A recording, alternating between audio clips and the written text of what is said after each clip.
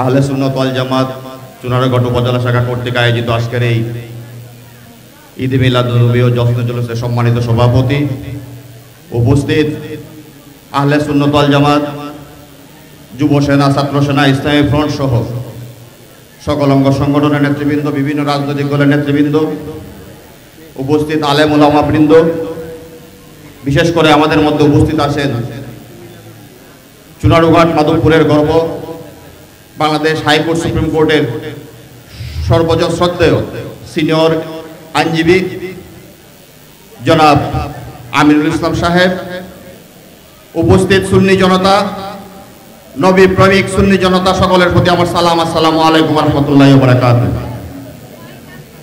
আজকের এই দিনটি আসলে পরে আমার চোখে যে মানুষগুলোর ছবি ভাসতেছে, আমি তাদের শ্রদ্ধার সাথে স্মরণ করছি। বিশেষ করে আমার বাবা শহীদ আলহাজ আবুল হোসেন আকল মিয়া, আহলে সুন্নাত ওয়াল জামাতের সাবেক সেক্রেটারি আবু সালেহ তালুকদার সাহেব, সদ্য প্রয়াত আমাদের এই উপজেলার আহলে সুন্নাত ওয়াল জামাতের সেক্রেটারি ভাইস চেয়ারম্যান আলহাজ খায়ম তরফদার ভাই, এই মানুষগুলা এবং শহীদ জিতু সহ অসংখ্য মানুষ এই ঈদে মিলাদুন্নবী এবং আহলে সুন্নাত ওয়াল জামাত জাগরণের পক্ষে এই চুনারুঘাট উপজেলায় কাজ করছেন। আমি সকলের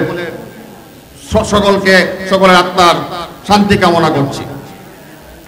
দোয়া করি আল্লাহ পাক রব্বুল আলামিন যেন তাদের কবর থেকে জান্নাতের বাগান বানিয়ে দেন। আমি বিশেষ করে আজকে যারা সকলে উপস্থিত হয়েছেন সকলের কাছে কৃতজ্ঞতা প্রকাশ করছি। প্রতি বছরের ন্যায় আপনারা এবারও এসেছেন, সকলের প্রতি কৃতজ্ঞতা, এবং অনেকেই শ্রম মেধা দিয়েছেন, এর পিছনে সকলের প্রতি কৃতজ্ঞতা জানাই। বিশেষ করে আমার বাবা আলহাজ আবুল হোসেন আকল মিয়া হত্যার বিচারটা এখন আমরা পাই নাই।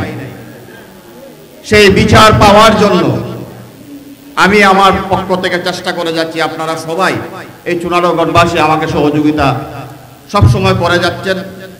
আপনাদের সেই সহযোগিতা এবং ভালোবাসা আকল মিয়ার পরিবার যেন সবসময় পায়, সেই জন্য আপনাদের কাছে আকুল আবেদন জানিয়ে এবং আপনাদের সকলের সুস্বাস্থ্য ও দীর্ঘায়ু কামনা করে আবার আরেকটি কথা বলতে চাই। এই বয়সে এসে আমাদের আহলে সুন্নাত ওয়াল জামাতের সভাপতি আমাদের জাহির চাচা সহ এখানে অসংখ্য নেতৃবৃন্দ, তারা যে কষ্ট পরিশ্রম এই বছর করেছেন এবং প্রতি বছরই করেন, ভবিষ্যতেও যেন তারা এই ধারা অব্যাহত রাখতে পারেন, তাদের জন্য, তাদের সুস্বাস্থ্যের জন্য দোয়া চাই।